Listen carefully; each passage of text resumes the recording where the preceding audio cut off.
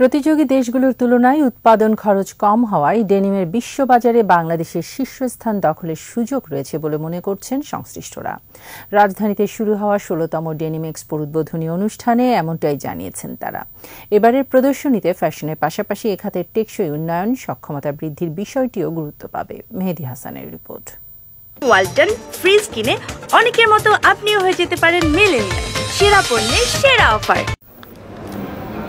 বিশ্ববাজারে বাংলাদেশ দ্বিতীয় শীর্ষ তৈরি পোশাক রপ্তানিকারক দেশ। তবে ডেনিম তথা জিন্স পোশাক রপ্তানিতে বিশ্ববাজারে চমক দেখাচ্ছে বাংলাদেশ। এরই মধ্যে প্রতিযোগী দেশ চীনকে পেছনে ফেলেছে। ইউরোপ ও আমেরিকায় প্রতি ৩ জনে একজন এখন বাংলাদেশ উৎপাদিত ডেনিম পোশাক পরছেন।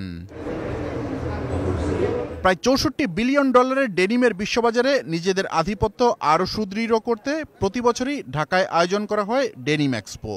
বাংলাদেশের অংশগ্রহণকারী প্রতিষ্ঠানগুলো বলছে, একই ছাদের নিচে এ খাতে সবাইকে পাওয়ায় নিজেদের সক্ষমতা যাচাইয়ের বড় সুযোগ পান উদ্যোক্তারা। আমি হয়তো সব বায়ারকে চিনি না, বা সব বায়ার কে সাপ্লায়ার আছে চিনে না, বাট এখানে আসলে সে একটা ওভারঅল বাংলাদেশের ডেনিম সম্পর্কে একটা ধারণা পাচ্ছে। When Mustafi started this fair, many years ago, it was premature. Now it's a mature fair. Everybody knows the fair.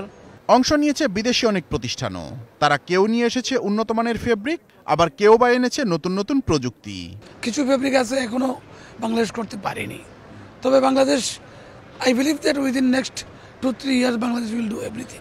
যেমন ধরেন coating fabric, jacquard quality, this type of quality বাংলাদেশে মিল করতে পারে না। এগুলো শুধুমাত্র চাইনিজরাই specialist. We are producing laser machine and ozone generator and some sustainable PP spray robots and the sorting machines. All of them is for denim finishing technologies. 2002 থেকে ভিটা represent করি বাংলাদেশ মার্কেটে all over brand, এবং আমরা compete করি সব brand customer যারা হলো high quality high fashionable denim use করে। প্রযুক্তি হস্তান্তর ও দক্ষ মানব সম্পদ তৈরি হলে তুলনামূলক উৎপাদন খরচ কম থাকায় ভবিষ্যতে ডেনিমের বিশ্ববাজারে বাংলাদেশি নেতৃত্ব দেবে বলছেন বিদেশি ক্রেতা ও সরবরাহকারীরা। মেহেদী হাসান, 21 টেলিভিশন, ঢাকা।